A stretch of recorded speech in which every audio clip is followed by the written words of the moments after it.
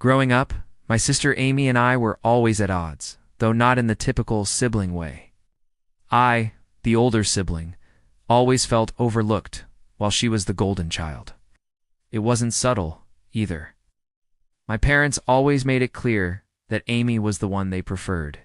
In early childhood, this dynamic started to show, particularly on birthdays. While Amy had extravagant celebrations, complete with a petting zoo and face painters when she turned 2, my 5th birthday was just a simple family dinner that set the tone for years to come, with my accomplishments often dismissed or overshadowed by her presence. It wasn't just about birthdays, though. As we grew older, the favoritism became even more apparent. Amy received brand new bikes, clothes, and toys every year, while I was expected to make do with what I had. I remember when I saved up for months to buy my own bike at 10 years old, only for Amy to throw a fit because she didn't get one too.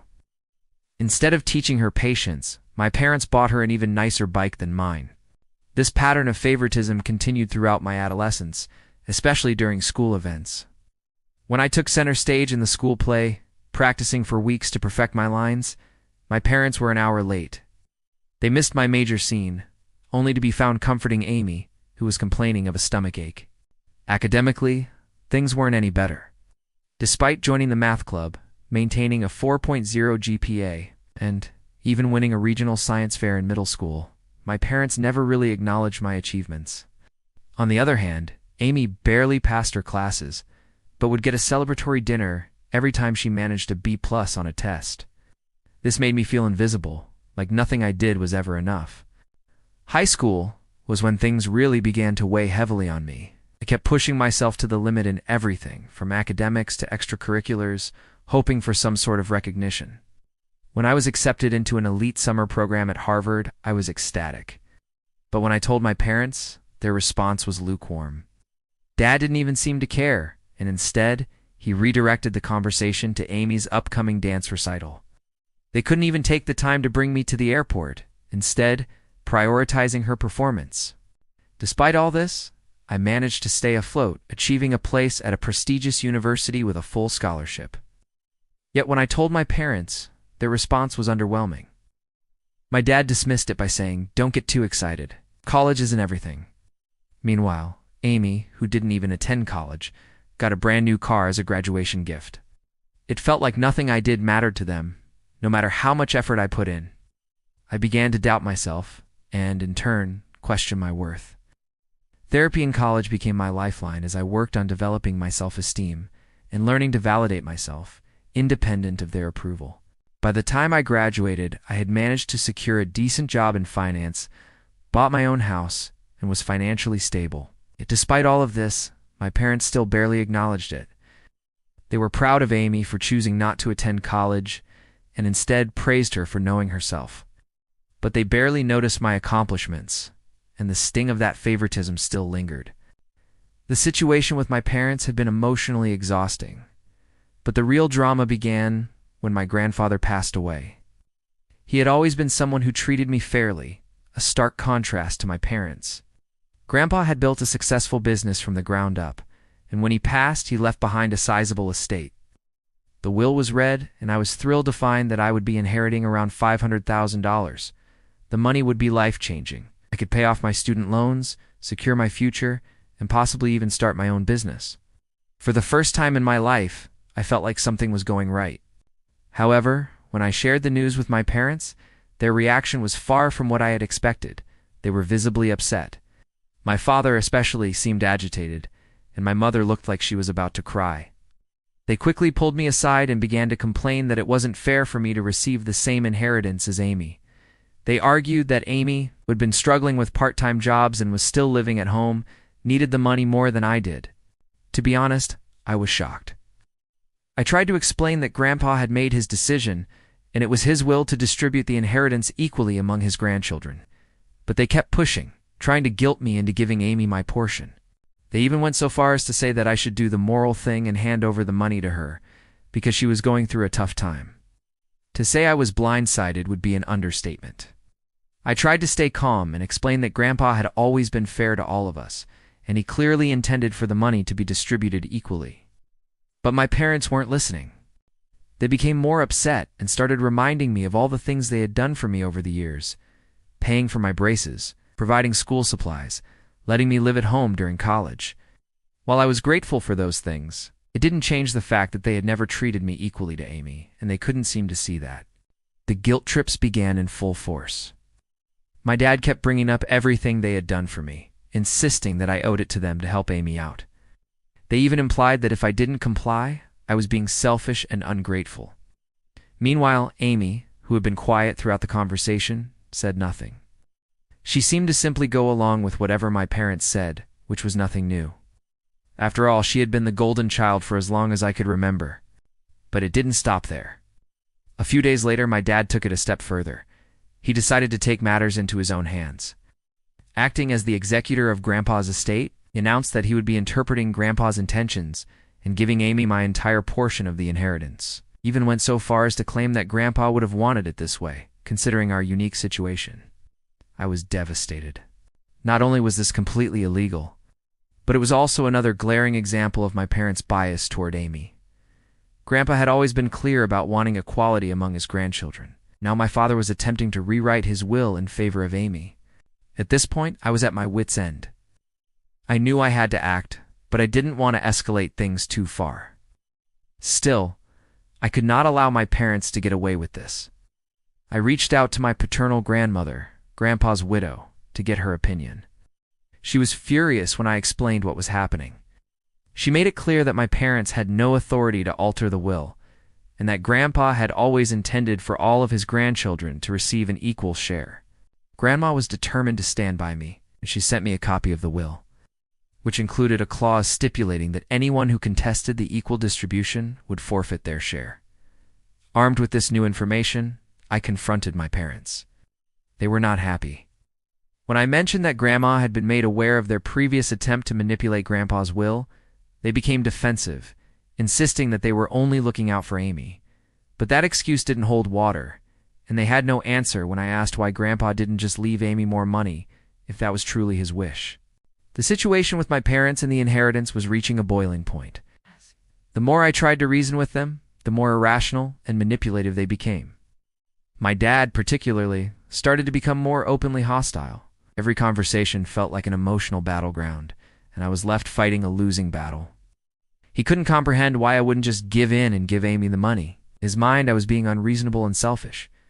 My mom, despite her usual tendency to remain passive, also started siding more with my father. She would guilt-trip me, saying things like, "You're the one who's doing well, and Amy needs this money more than you do." It felt as though they had completely disregarded my feelings and were only concerned with making sure Amy didn't feel slighted. Amy, for her part, said little. She avoided any confrontation, preferring to remain neutral in the midst of the chaos. I knew deep down that she didn't want to get involved, and perhaps she was afraid of alienating our parents even more. But her silence spoke volumes. No. It wasn't the first time Amy had avoided standing up for me, and it only made the situation more painful. She had always been the golden child, the one who could do no wrong in their eyes. No matter how hard I tried to assert myself, I was always seen as the problem child, the one who needed to learn how to fall in line. Eventually, the pressure from my parents became so overwhelming that I had to take a step back from the situation. I stopped engaging in heated discussions with them and started seeking legal advice. It became clear that I couldn't continue allowing them to steamroll over me. I had to protect my rights and my inheritance. The thought of losing everything Grandpa had worked so hard for, simply because my parents couldn't stand the idea of me having something of my own, was too much to bear. It wasn't just about the money. It was about years of being treated unfairly, years of feeling like a second-class citizen in my own family. I was tired of being the one who had to suffer in silence. I had worked hard to get where I was, and I wasn't about to let my parents take that from me. So I hired a lawyer to help navigate the complex situation. The lawyer was understanding and supportive, and he confirmed what I had hoped. My parents had no legal standing to alter Grandpa's will. Inheritance was mine, and I wasn't going to let anyone take it from me. While I worked with my lawyer to ensure that I would receive my rightful inheritance, the rift between my parents and me only grew deeper. The emotional strain was almost unbearable. My father stopped speaking to me altogether, and my mom became distant. It was as though they couldn't understand why I was standing my ground. They tried to manipulate me into thinking that I was breaking up the family over something so trivial. But the truth was that this was never just about the money. It was about years of favoritism, emotional neglect, and the constant undermining of my accomplishments. As for Amy, she never reached out to me during this time. It was as if she had taken my parents' side without question. Couldn't help but feel betrayed by her. She had always been the one who was shielded from any consequences, and now it seemed like she was complicit in this mess. I couldn't understand why she wouldn't stand up for me. In the midst of all this turmoil, my grandmother became a pillar of strength. She had been there for me through everything, and she was the one who kept me grounded. She supported me emotionally and reminded me of the importance of standing up for myself. She was the one who helped me see that this wasn't just about the inheritance, but about reclaiming my sense of self-worth. Grandma encouraged me to stay firm and reminded me that I deserved respect and fairness, something I had been denied for far too long. When the legal proceedings finally reached their conclusion, I received the full inheritance as outlined in Grandpa's will. The relief I felt was indescribable. It wasn't just about the money. It was the validation that I had fought for what was rightfully mine and had won. But even as I celebrated this small victory, I knew the relationship with my parents was forever changed. It wasn't just about the inheritance anymore. It was about the deep emotional wounds that had been inflicted over the years. Wounds that couldn't be healed by a check or a financial payout. The tension between me and my sister Amy had been simmering for years, but it hit a boiling point when the inheritance came into play. For most of our lives, I had been used to being overlooked, always in the shadows of Amy's golden child status. Our parents never really hid it either. From the extravagant gifts to the endless praise, she was their shining star, and I was just a background player. But that wasn't something I ever truly resented, at least, not consciously. I'd always thought that if I just worked hard enough, if I earned it, I'd get their approval. But after years of that effort going unnoticed, I started to feel like nothing I did was ever going to be enough. When my grandfather passed away, he left a will that split everything equally between his grandchildren, including me and Amy. It was a hefty sum, about $500,000. I could hardly believe it, not just because of the money itself, but because of what it represented. An acknowledgement of my worth, of my effort, of who I was as an individual. Finally, someone Grandpa had seen me for who I was and had treated me with fairness. I felt like I had a chance at building something with this money. I could finally pay off my debts, invest in myself, and maybe even start a business that aligned with my values. But that feeling didn't last long. My parents were not pleased when they found out about the inheritance.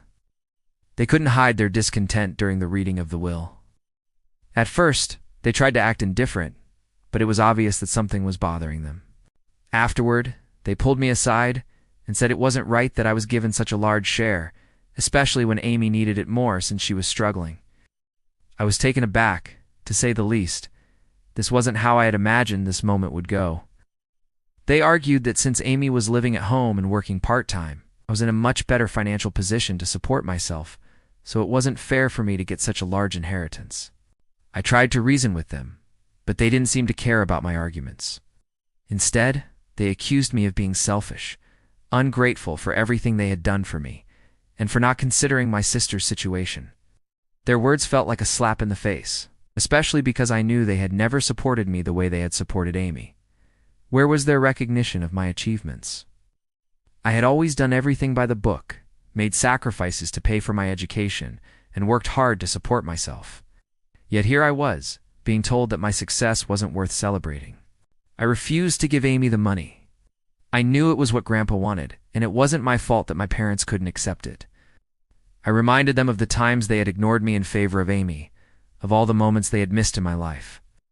I didn't know them any more than what they had already given me a minimal level of support, but that didn't stop them from trying to guilt-trip me into compliance. The worst part was when my dad took matters into his own hands.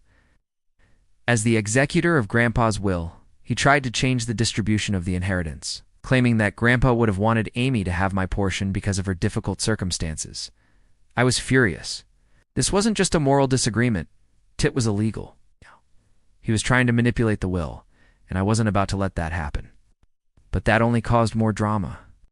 My dad, with his usual intensity, claimed I was being ungrateful, I was betraying the family, and that my decision would tear us apart.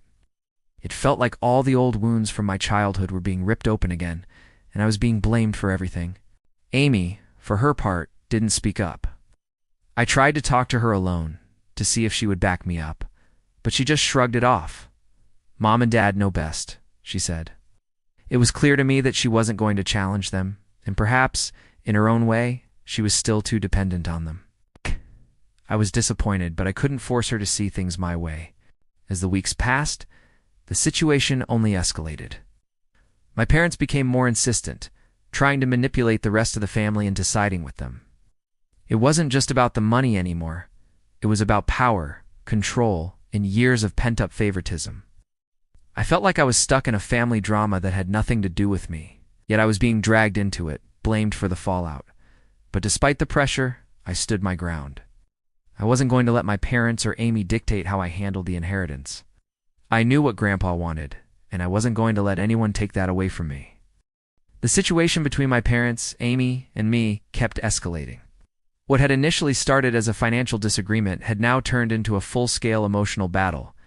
It wasn't just about the inheritance anymore. It was about all the years of neglect and favoritism that had built up between us. I had spent so much of my life trying to prove my worth, working hard, striving for excellence, all while Amy coasted by on the fumes of my parents' favoritism.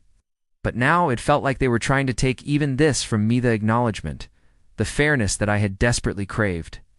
At some point, I realized I couldn't keep going back and forth with my parents. I couldn't change them, no matter how many arguments I had, or how much I tried to explain my feelings. So I stopped engaging in the same way. I stopped fighting for their approval. I didn't cut ties completely, but I started setting boundaries. I made it clear that I would not tolerate being manipulated or guilt-tripped anymore. It was a painful realization, but I had to accept that my parents might never be the ones to give me the validation I had always sought. Amy, on the other hand, became increasingly distant. I'm not sure if it was guilt or fear, but she stopped reaching out. She had always been the good daughter, the one who did everything according to our parents' expectations, and now that I was pushing back, she was caught in the middle. I tried to talk to her about what was happening, but it was as if she didn't want to face the truth. She avoided our conversations, choosing instead to stick with our parents' narrative. She wasn't ready to confront the favoritism, and that hurt more than I was willing to admit. Then came the moment that changed everything. It was a Sunday afternoon, and I was sitting at home, trying to take care of some personal business, when I got a call from my grandmother. She wanted to meet up. My grandmother had always been a source of support for me, especially when things got tough with my parents. I could always count on her for advice and perspective. When we met, she didn't waste any time. She told me that she had been hearing things from my uncles and aunts how my parents were still trying to manipulate the situation to their advantage, how they had been spreading lies about me, claiming that I was a gold digger and that I was using the inheritance to ruin the family. I was stunned. The accusations were ridiculous, but I knew exactly where they were coming from. My parents were still trying to paint me as the villain in their narrative. They couldn't accept that I wasn't going to play along anymore, that I was standing up for myself in a way I never had before. They had always made me feel small, insignificant, but now I was forcing them to see me, to hear me. I was standing up not just for my inheritance, but for my worth as a person. But there was something else my grandmother said that struck me deeply. She told me that she had spoken to my grandfather's lawyer, and she had learned that my parents were trying to have the will changed. They were fighting over a sum of money that was rightfully mine. They weren't just doing it for financial reasons, they were doing it because they still wanted to control me. That was the breaking point for me. I had spent so many years trying to get my parents to see me as an individual, to acknowledge my accomplishments, but it had never been enough. Now, they were going to use money to manipulate me into being what they wanted. I wasn't going to let that happen. I wasn't going to let their control over me continue. Not now, not ever. I walked away from that conversation feeling more resolute than ever. I wasn't going to let my family keep trying to break me down. I wasn't going to play by their rules anymore. The next few weeks were a whirlwind. I started meeting with the lawyer to discuss what steps I needed to take to protect my inheritance. At the same time, I sought out therapy to help me work through all the emotions that had come to the surface. I had been carrying so much pain for so long, and I knew I needed to work through it in order to heal. It wasn't easy. The sessions brought up memories I hadn't thought about in years, times when I had been overlooked, when my parents had ignored me in favor of Amy. But the therapy also gave me the strength to move forward. I realized that I had spent my entire life seeking approval from people who were never going to give it to me. I didn't need them to validate my worth. I was worthy of love and respect on my own terms. Meanwhile, Amy continued to avoid me. I tried reaching out several times, but every time she found an excuse not to talk. It was as though she was choosing her parents over me, even though I had always been there for her. I couldn't force her to choose me over them, but it was incredibly painful. I had hoped that our bond would be stronger than this, that she would stand with me, but she didn't. At the same time, I saw my parents slowly start to crumble. They had always been the ones in control, the ones with the power. But now, they were desperate, trying to manipulate and guilt-trip everyone around them to get what they wanted. My mother, who had always been the emotional one, was the first to crack. She started attending therapy, reluctantly at first, but as the weeks went by, I saw her start to make progress.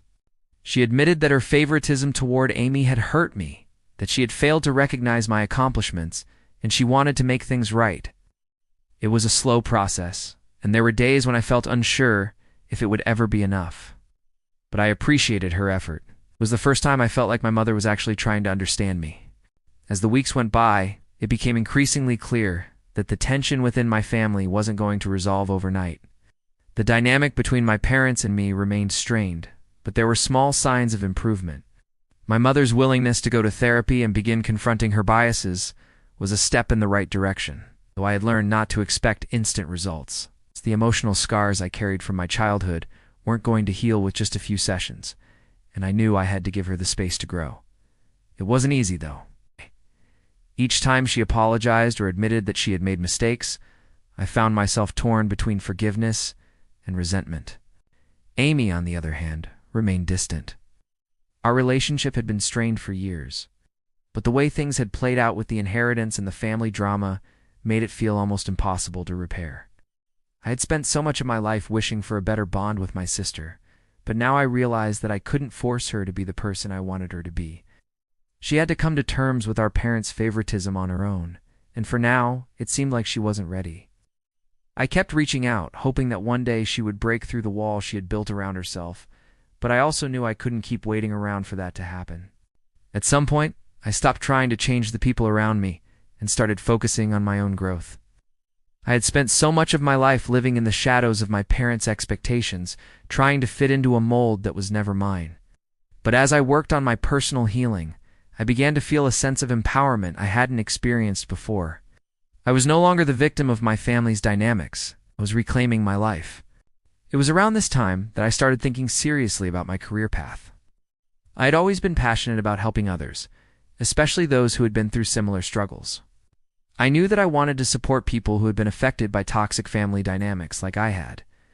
I had already been volunteering at a youth facility for a while, helping kids who came from difficult family situations, and it brought me a sense of fulfillment I couldn't ignore. But I knew I needed more formal training if I wanted to make a real impact. So, I decided to go back to school and pursue a degree in family therapy. It felt like a natural step in my journey of healing and empowerment. For the first time in my life, I was doing something for myself. I wasn't following in anyone's footsteps or trying to meet anyone's expectations. This was my path, and I was ready to walk it. As I enrolled in the program, I started to think more about the future, about the life I wanted to create for myself. I realized that part of my healing was going to involve creating a new family dynamic. I didn't need to repeat the same toxic patterns with my own children. I wanted to raise my future family in an environment that was built on love, respect, and fairness. I also began thinking about how I could use the inheritance I had received. While it was a financial cushion, it was also a reminder of all the damage that had been done. But I wasn't going to use it to hold on to the past or try to get back at my parents. Instead, I decided to use some of the money to start a scholarship fund for kids who came from broken homes, just like I did. I wanted to give them the chance to have a better future, to have access to education and opportunities that they might not otherwise have had. As I continued on this journey of healing and self-discovery, I began to notice a ripple effect. The changes I was making in my own life started to influence those around me, even if they didn't always realize it. I was no longer afraid to speak up, to set boundaries, or to demand the respect I deserved. And as I grew more confident in myself, I saw others in my life, friends, family members, even acquaintances, begin to do the same. My relationship with my grandmother, for instance, grew even stronger. She had always been my rock, but now she was also my greatest supporter in my journey toward personal empowerment. She encouraged me to stay true to myself, to keep fighting for what I deserved, and to never let anyone dictate my worth. Her wisdom and love gave me the strength I needed to keep pushing forward. But perhaps the most significant change came in my relationship with Amy. After months of silence, she reached out to me one day. She had been doing a lot of thinking, she said, and she wanted to apologize for the way she had treated me. She acknowledged the favoritism that had shaped our childhoods, and how much it had affected both of us. I could tell she had spent time reflecting on everything, and though I still felt hurt by her actions, I also recognized that she had grown. She wasn't the same person who had ignored me all those years. We talked for hours that day, and though the conversation was emotional, it was also healing. We didn't solve everything in one sitting, but it felt like a beginning. We made a commitment to rebuild our relationship, to start fresh without the weight of our parents' favoritism hanging over us. It wasn't going to be easy, but I was willing to try. After all, she was my sister, and even though our relationship had been broken, there was still love there. As for my parents, things remained complicated.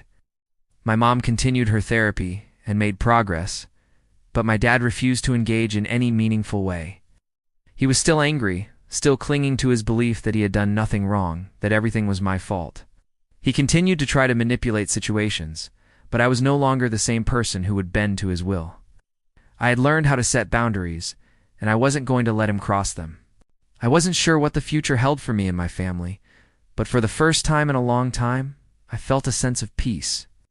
I was taking control of my own narrative, and I was no longer waiting for anyone's permission to live my life. It was a long road ahead, but I was ready to walk it, no matter how challenging it might be.